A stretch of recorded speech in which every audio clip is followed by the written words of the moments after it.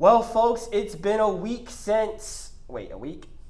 Yes, it's been a week since the men's and women's college basketball tournaments, and there's a lot to discuss about. UConn absolutely demolished South Carolina for their 12th championship, and, well, as a Houston fan, it's kind of sad, really, but we will be back better than ever. Trust us. But let's just kind of get through this and try not to get depressed along the way. Hello, everyone. Welcome to CoogsTalk. I'm your host, Sean Paul, here with Elisha and Kenneth. And today we'll be going over the men's and women's college basketball tournament finals. And starting off with the women, where UConn just, honestly, there are no words for UConn. I mean, just complete, utter domination, winning 82-59. With this a dozen championship, I mean, just dominance. So I guess we'll start talking. What did you guys think of the match? I can start. I thought it was a great overall performance by UConn.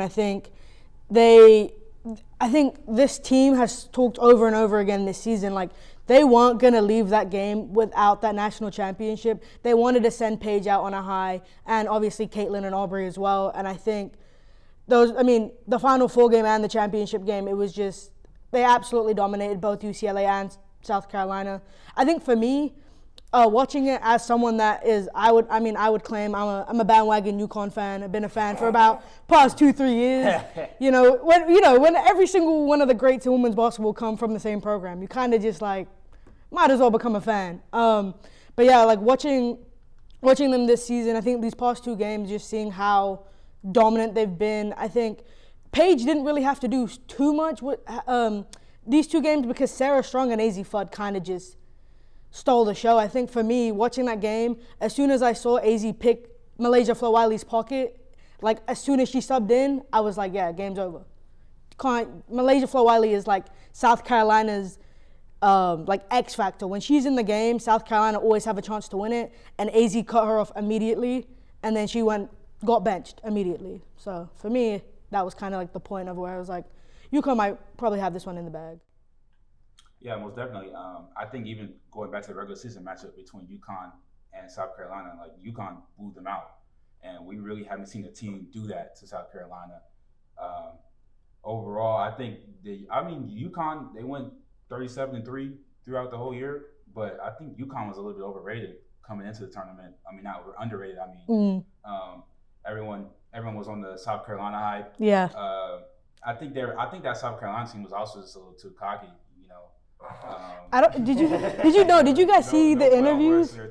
No, did you see the interviews before the game? They were all just they beat us in the regular season, and we're not gonna just take that lightly. And I don't know, they didn't seem like they were trying that hard, And then even like you said, Paige didn't really have to do much. She only had 17, 5 for 14 from the floor. Yeah. But her other two teammates, they kind of stepped up in her.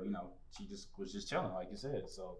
It's a team sport, so I feel like the rest of the team came in, contributed, and helped her out. And then, Paige, she's the #1 pick. She got a chip for UConn, and now she's the #1 pick. Yeah, so Paige finally gets her long-awaited championship, joining other UConn legends like Sue Bird, Diana Taurasi, Tina Charles, Maya Moore, and Brianna Stewart. So now that Paige, she's now the #1 pick for the Dallas Wings. What is her legacy at the university? Where does she rank among all those legends? I think she's got to be top 5. I know that's crazy to say, but she's the fastest Husky to reach 2,000 points. She's up there, and I think she has the 3rd or 4th most points in UConn history, and she's missed more games than most of these players have. From her sophomore and her junior year, having just those long, extensive injuries, I think it's just and also what she's done from even just an NIL standpoint. I think one of the most celebrated athletes when it comes to NIL with the Gatorade deal, Nike deal, and she shares all of her stuff with her teammates. I think she's got to be top 5 just through just that in itself. And I think, yeah, that's really for me. I mean, yeah, that's it. You know, she fed her team. You know, she fed the streets. So. Yeah, so one last thing. So I don't know. So I didn't do a women's bracket. Kenneth, did you do a bracket? I did not do a women's bracket, but I will say, just looking at going through the Elite Eight, I kind of had a lot of faith in the UCLA women's. Obviously, you know, they got blown out by UConn as everyone else did. But no, I did not complete a bracket. Okay, so I guess that means a lot. Elisa, you were Yeah, the only I one to did. complete a bracket. So Well, how did it go? My bracket was actually really good. I mean, I had UConn winning all of my brackets, but I did like 4 or 5 just because, like, you never know.